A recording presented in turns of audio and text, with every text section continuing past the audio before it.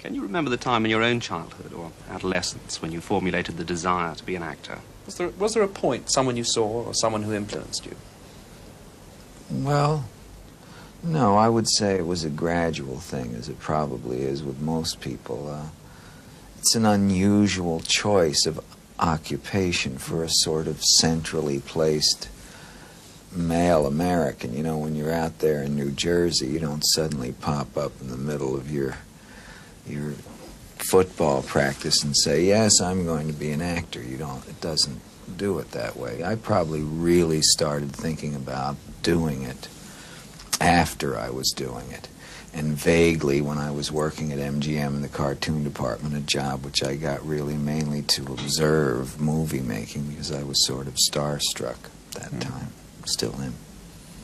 Histories of you at school, they relate that your rendering of Managua, Nicaragua, showed people the early talent. How did that? What was Managua, Nicaragua?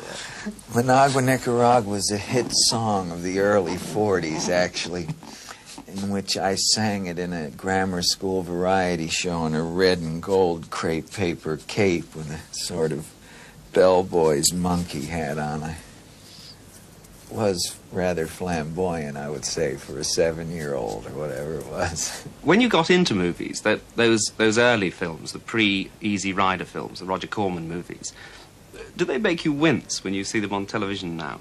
Well, they all make you wince. I mean, I think work of any vintage, because, you know, you embody your own work, makes I would imagine makes anyone wince, or at least it should. I got to do a few things that I actually liked, and I must say that although I was in some of the most dreadful pictures of all time, that I was, and so were all the people I was working with, trying to do their best under the circumstances, and that's really all you need as a developing actor, is just to be trying to do it well. If you can live with the humiliation of, you know, being in something where it's pretty funny, you know, it's not bad for you. I always have felt that I was lucky, because if I had been successful that early, I'd be in a position where I was trying to make a comeback now. You know, almost all of the actors, for instance, the first show that I was in, Michael Landon was the star actor in it, and while we were doing the play, he got Bonanza.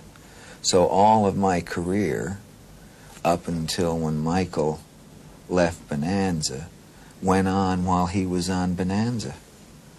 And that was very good for him, you know what I mean? And everybody was envious, as I would be naturally at the time. But in reality now, obviously, I wouldn't trade it with him. The turning point for you was certainly Easy Rider. Someone told me that you modelled your part, the part of the Southern lawyer, on LBJ.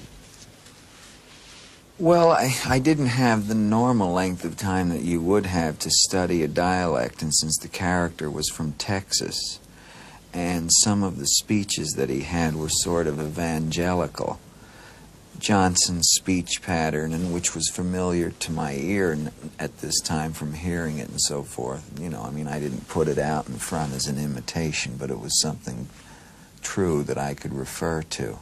I understand you turned down The Godfather and The Sting. Yes, that's true, and I think I had enough business acumen, I know I had enough business acumen by then to know that both The Sting and The Godfather were going to be huge hits.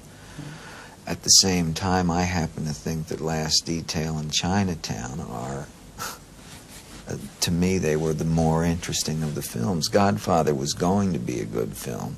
I'd always wanted to work with Marlon, but I was asked to play the lead in it, and A, I felt it should be an Italian person, and B, didn't have any scenes with Marlon in the script I read.